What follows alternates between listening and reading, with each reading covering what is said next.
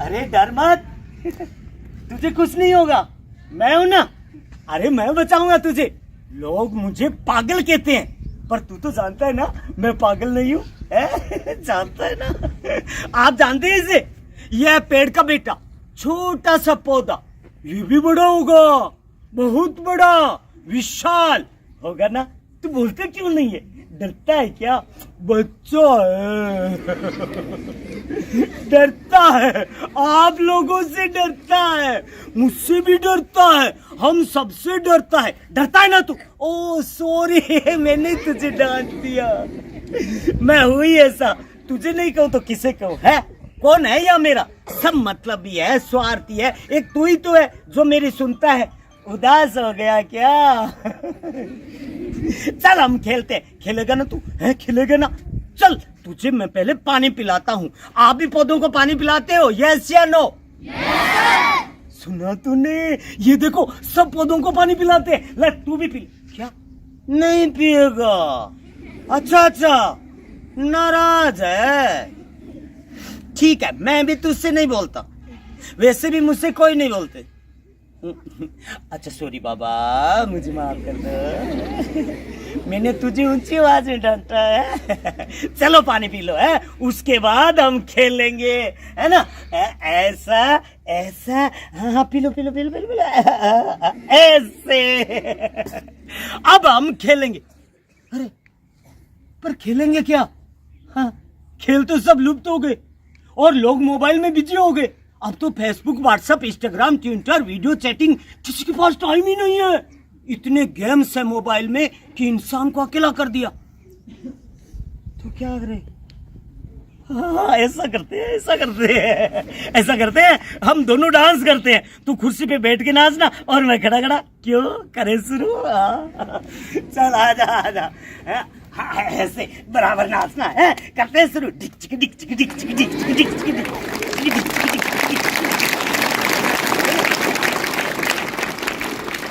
अरे ये क्या? तू तो नाच ही नहीं रहा है। ओ मैं समझ गया, तुझको डिक्चिकी पसंद नहीं है। पर क्या करे, अब तो डिक्चिकी रह गया। राग मल्हार तो कोई जानता नहीं। खैर छोड़, तू ये बता तेरा रोपण कहाँ करूं जहां तू सुरक्षित रह सके, जहां लोग तेरी हिफाजत करे और तू एक दिन विशाल पेड़ बन सके। अरे बोल ना, तू कुछ बोलता ही नहीं है। कैसे समझाऊं मैं तुझे?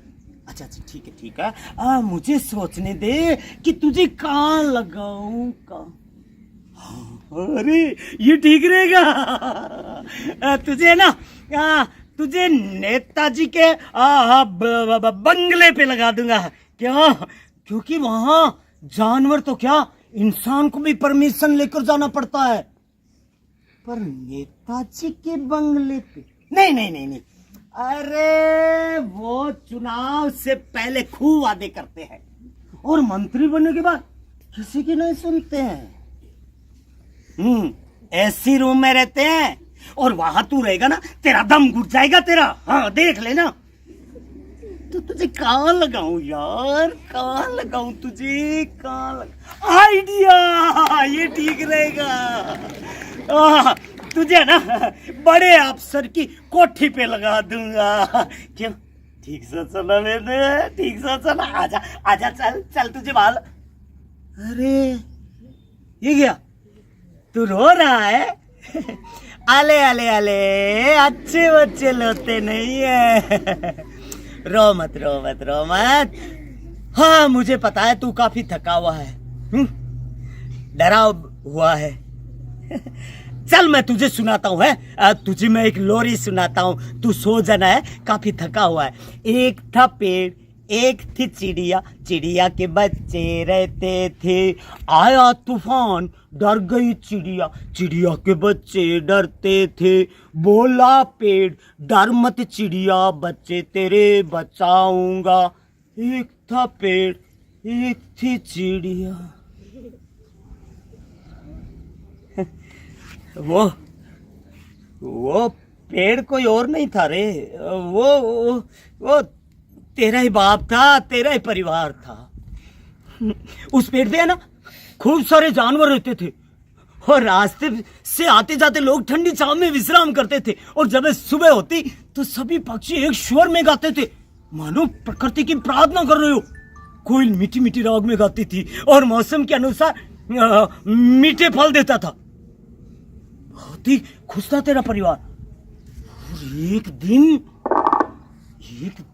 भयंकर तूफान आया, बादल गरजने लगे, तेज हवाएं चलने लगी, जानवर इधर उधर भागने लगे, चिड़िया रोने लगी, हाय मेरे बच्चे, मेरे घर सब नष्ट हो जाएंगे। जैसे जैसे तूफान नजदीक आने लगा सभी पक्षी घबरा गए। तब पेड़ ने कहा, तुम डरो मत, मैं हूं ना, मैं बचाऊंगा आपको, क्योंकि मैंने हमेशा मनुष्य की, जानवरों की और आप लोगों की निस्वार्थ सेवा की है। इस वजह से मेरी जड़ें इतनी मजबूत है कि तूफान भी हिला नहीं सकता। और पेड़ सारी रात तूफान से लड़ता रहा, सामना करता रहा और करता रहा। धीरे धीरे तूफान शांत हुआ, फिर बहार भाई। पक्षी अपने अपने घरों से निकले, सभी ने पेड़ को धन्यवाद दिया और कहा, हे पेड़, अगर आज तू नहीं होता तो हम सब मर जाते। जब तक तू इस धरती पे है हम सब जिंदा है, मनुष्य, जानवर, पशु, पक्षी, हम सब तेरे ऋणी है। हे पेड़, तू महान है, तू महान है। सुन रहा है ना तू? अरे डर मत, ये ना, ये बचा लेंगे तुझे। मुझे पता है तू बहुत डरा हुआ है, और डरता भी कैसे नहीं है, डरता कैसे नहीं। उस रात को मैं भी नहीं भूल सकता, जिस रात तेरी आंखों के सामने तेरे बाप को काट डाला, तेरे परिवार को काट डाला।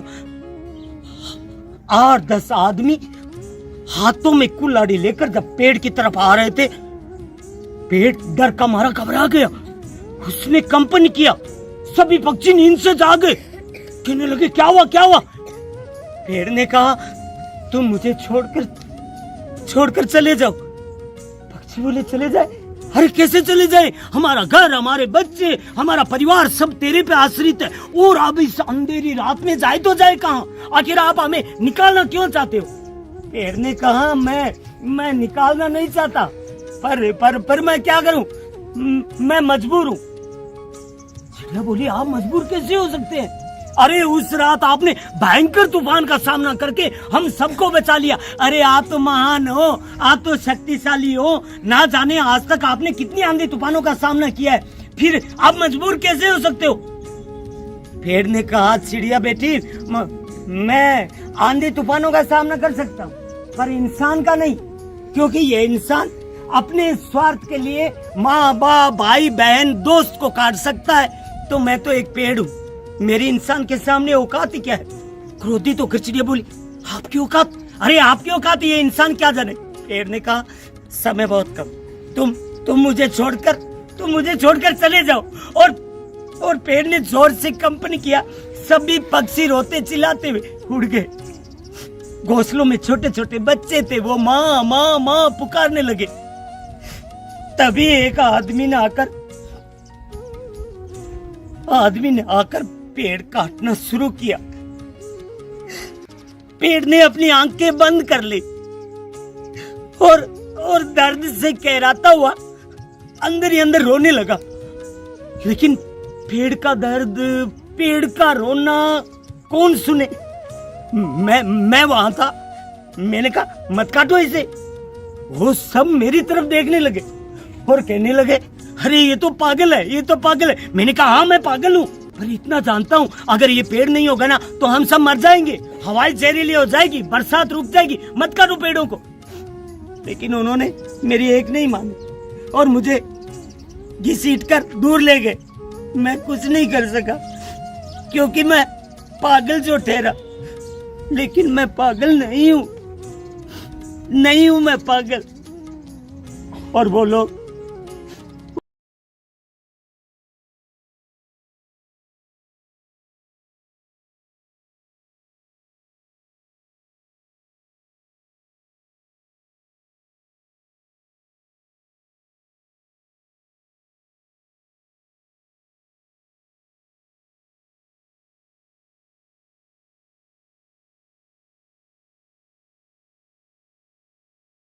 अरे इंसान, मेरे बच्चों ने तेरा क्या बुरा किया जो तूने कुचल कर मार डाला? अगर तेरे बच्चे के कांटा भी चुभ जाए ना तो डॉक्टर इलाज करने के लिए तेरे घर तक आता है, और मेरे बच्चों को जान से मार डाला क्योंकि हम जानवर जो ठहरे। लेकिन वो निर्दयी इंसान ना पेड़ों का दर्द समझ रहे थे ना पक्षियों का। तभी एक हिरण का झुंड आया, कटते हुए पेड़ को देखकर रोने लगा। एक हिरण बोला, इस पेड़ के नीचे कभी मेरा जन्म हुआ था और आज इस पेड़ को काट रहे हैं। कटते हुए पेड़ को देखकर नील गाय रोने लगी, कहने लगी, इस पेड़ की ठंडी छांव में ना जाने कितने वर्ष गुजारे हमने और आज इसे काट रहे हैं। तभी पेड़ का दूसरा डाल कट के नीचे गिरा। इसके और भी छोटे छोटे भाई थे, वो सारे के सारे नष्ट हो गए। पास में दूसरे पेड़ खड़े थे, वो रोने लगे, कहने लगे, आज इसको काटा है, कल हमारी बारी है। ईश्वर, तूने तो कहा था ना कि जाओ इंसान के लिए ठंडी छांव, शुद्ध हवा और मीठे फल दो, लेकिन ये इंसान तो हमें बेरहमी से काट रहा है और अपनी पैरों पे कुल्हाड़ी मार रहा है। हे ईश्वर, इंसान को सद्बुद्धि दे के ये प्रकृति के साथ छेड़छाड़ ना करे, नहीं तो इसकी आने वाली पीढ़ी नष्ट हो जाएगी। और इस तरह से